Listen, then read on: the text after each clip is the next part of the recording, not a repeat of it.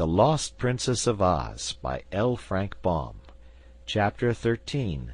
The Truth Pond. It seems a long time since we have heard anything of the Frogman and Cake the Cookie Cook, who had left the Yip country in search of the diamond-studded dishpan, which had been mysteriously stolen the same night that Ozma had disappeared from the Emerald City. But you must remember that while the Frogman and the Cookie Cook were preparing to descend from their mountain top, and even while on their way to the farmhouse of Will John the Winky, Dorothy and the Wizard and their friends were encountering the adventures we have just related.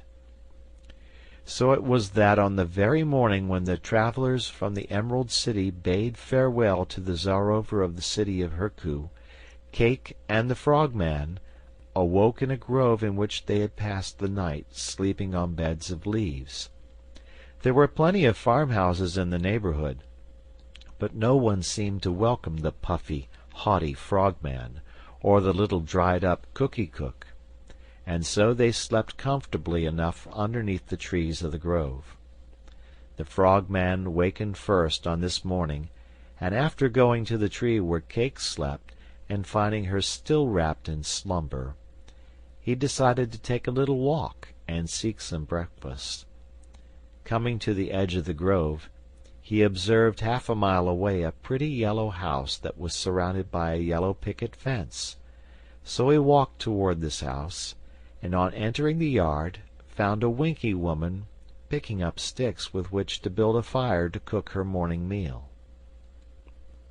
"For goodness' sake!" she exclaimed on seeing the Frogman. "What are you doing out of your frog pond?" "I am traveling in search of a jeweled gold dishpan, my good woman," he replied with an air of great dignity. "You won't find it here, then," said she. "Our dishpans are tin, and they're good enough for anybody. So go back to your pond and leave me alone." She spoke rather crossly, and with a lack of respect that greatly annoyed the Frogman. "Allow me to tell you, madam," said he, "that although I am a frog, I am the greatest and wisest frog in all the world. I may add that I possess much more wisdom than any Winky, man or woman, in this land.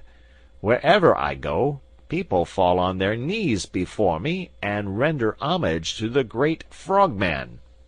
No one else knows so much as I. No one else is so grand, so magnificent." "If you knew so much," she retorted, "why don't you know where your dishpan is instead of chasing around the country after it?" "Presently," he answered, "I am going where it is, but just now I am traveling and have had no breakfast.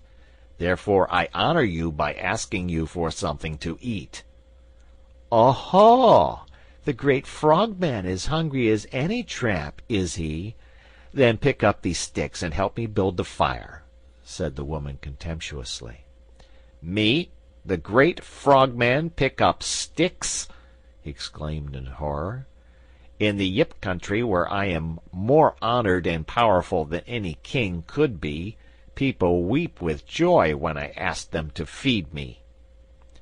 "Then that's the place to go for your breakfast," declared the woman.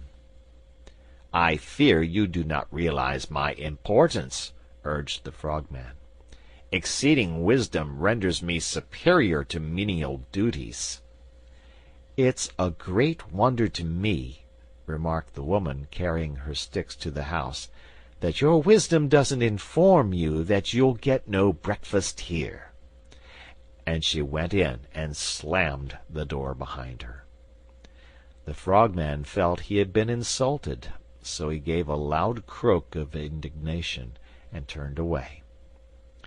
After going a short distance, he came upon a faint path which led across a meadow in the direction of a grove of pretty trees, and thinking this circle of evergreens must surround a house where perhaps he would be kindly received, he decided to follow the path. And by he came to the trees, which were set close together, and pushing aside some branches he found no house inside the circle, but noticed a very beautiful pond of clear water. Now the Frogman, although he was so big and well educated, and now aped the ways and customs of human beings, was still a frog. As he gazed at this solitary, deserted pond, his love for water returned to him with irresistible force. "If I cannot get a breakfast, I may at least have a fine swim," said he, and pushing his way between the trees, he reached the bank. There he took off his fine clothing, laying his shiny purple hat and his gold-headed cane beside it. A moment later he sprang with one leap into the water and dived to the very bottom of the pond. The water was deliciously cool and grateful to his thick, rough skin, and the Frogman swam around the pond several times before he stopped to rest. Then he floated upon the surface and examined the pond with some curiosity.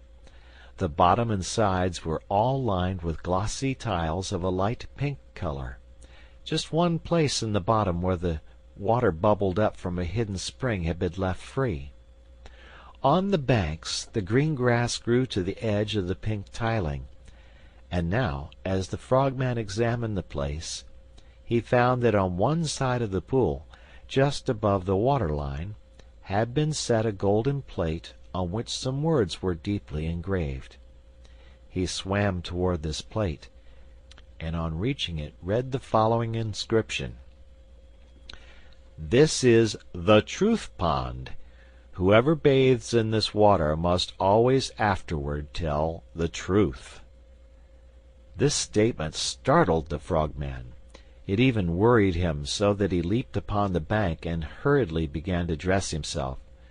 "A great misfortune has befallen me," he told himself, "for hereafter I cannot tell people I am wise, since it is not the truth. The truth is that my boasted wisdom is all a sham, assumed by me to deceive people and make them defer to me. In truth, no living creature can know much more than his fellows, for one may know one thing, and another know another thing, so that wisdom is evenly scattered throughout the world. But, ah me, what a terrible fate will now be mine!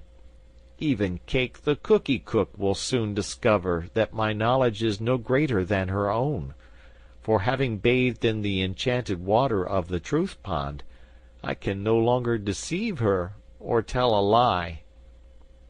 More humbled than he had been for many years, the Frogman went back to the grove where he had left Cake, and found the woman now awake and washing her face in a tiny brook.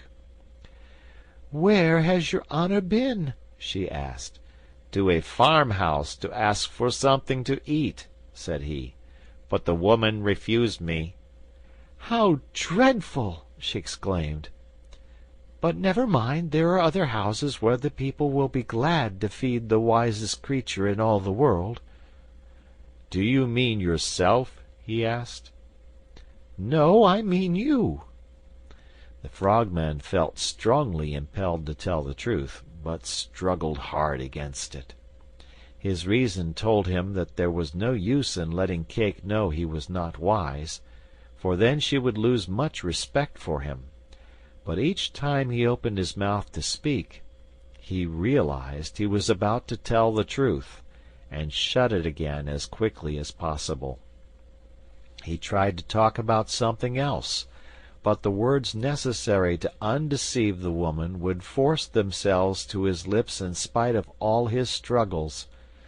Finally, knowing that he must either remain dumb or let the truth prevail, he gave a low groan of despair and said, "Cake, I am not the wisest creature in all the world. I am not wise at all." "Oh, you must be," she protested. "You told me so yourself, only last evening." "Then last evening I failed to tell you the truth," he admitted, looking very shamefaced for a frog. I am sorry I told you this lie, my good Cake, but if you must know the truth, the whole truth, and nothing but the truth, I am not really as wise as you are."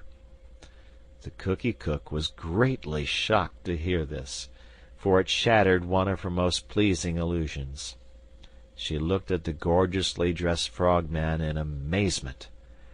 "What has caused you to change your mind so suddenly?" she inquired. "I have bathed in the Truth Pond," he said, "and whoever bathes in that water is ever afterwards obliged to tell the truth." "You were foolish to do that," declared the woman. "It is often very embarrassing to tell the truth. I'm glad I didn't bathe in that dreadful water." The Frogman looked at his companion thoughtfully. "Cake," said he, "I want you to go to the Truth Pond and take a bath in its water. For if we are to travel together and encounter unknown adventures, it would not be fair that I alone must always tell you the truth, while you could tell me whatever you pleased. If we both dip in the enchanted water, there will be no chance in the future of our deceiving one another." "No," she asserted, shaking her head positively. "I won't do it, your honor, for if I told you the truth, I'm sure you wouldn't like me. No Truth Pond for me. I'll be just as I am, an honest woman who can say what she wants to without hurting anyone's feelings." With this decision the Frogman was forced to be content, although he was sorry the Cookie Cook would not listen to his advice. End of chapter.